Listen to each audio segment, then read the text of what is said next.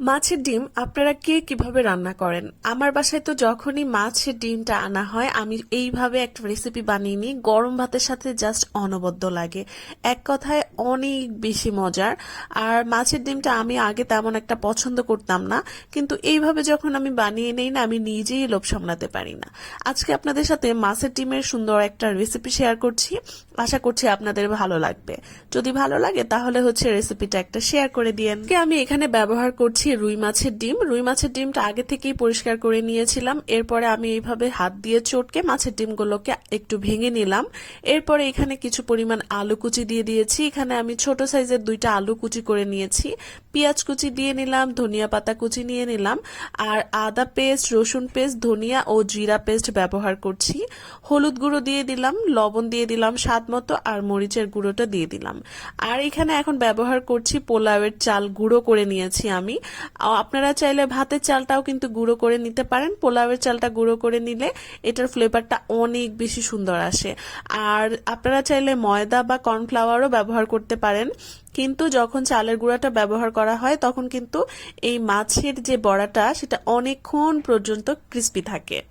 এখন আমি হাতের সাহায্যে সবগুলো উপকরণকে খুব ভালোভাবে একটার সাথে একটা খুব ভালোভাবে মিশিয়ে নিচ্ছি। মাছের ডিম আপনাদের কাছে কেমন লাগে কমেন্টস করে জানাবেন।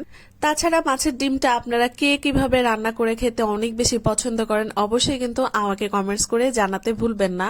আর আজকে আমি যে রেসিপিটা শেয়ার করছি, এইভাবে কে কে মাছের ডিম বাসায় বানিয়ে খান অবশ্যই অবশ্যই কিন্তু জানাবেন। সবগুলো উপকরণকে খুব ভালোভাবে মাখিয়ে নেওয়ার পর আমি ফ্রাই প্যানে তেল গরম করে এখানে একটা একটা করে বড়ার সাইজ করে আমি এখানে দিয়ে দিলাম। এখন লো আছে আমি এই বড়াগুলোকে ভেজে নেব। হাই হিট করা যাবে না, লো আঁচেই ভাজতে হবে। সেক্ষেত্রে কিন্তু প্রপারলি মাছের ডিম, আলু বা অন্যান্য যে ইনগ্রিডিয়েন্টস গুলো ছিল খুব সুন্দরভাবে প্রপারলি সেদ্ধ হবে। আর যদি হাই হিট করা হয় সেক্ষেত্রে কিন্তু কালার চলে আসবে খুব তাড়াতাড়ি, কিন্তু ভিতর থেকে কিন্তু ওগুলা সেদ্ধ হবে না। বাচ্চারা কিন্তু অনেক সময় মাছের ডিমটা খেতে চায় না, তো এইভাবে যখন বানিয়ে দিবেন তখন কিন্তু বাচ্চারাও অনেক বেশি পছন্দ করে খাবে। বাচ্চা বুড়ো কোনো কথাই থাকবে না, সবাই দেখবেন একদম খুব মজা করে করে গরম ভাতের সাথে খেয়ে নিচ্ছে। কথা বলতে বলতে কিন্তু আমার মাছের বড়াগুলো একদম সুন্দর ভাজা হয়ে গিয়েছে, সুন্দর একটা কালার চলে এসেছে। আমি আরেকটু উলট পালট করে দিচ্ছি এপাশ ওপাশ, যাতে প্রপারলি সব পাশে সেদ্ধ হয়ে যায়। এরপরে আমি মাছের বড়াগুলোকে নামিয়ে নিব এখান থেকে।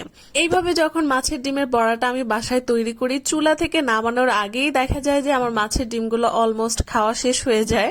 তো এত বেশি মজার হয় এই মাছের ডিমটা। আর এইভাবে যদি বানানো হয় তাহলে অনেকক্ষণ পর্যন্ত এই মাছের ডিমটা ক্রিস্পি থাকে, মুচমুচে থাকে, খেতে অনেক বেশি ভালো লাগে। তো আজকের রেসিপিটা আপনাদের কাছে কেমন লাগলো আশা করছি কমেন্টসের মাধ্যমে জানিয়ে দিবেন।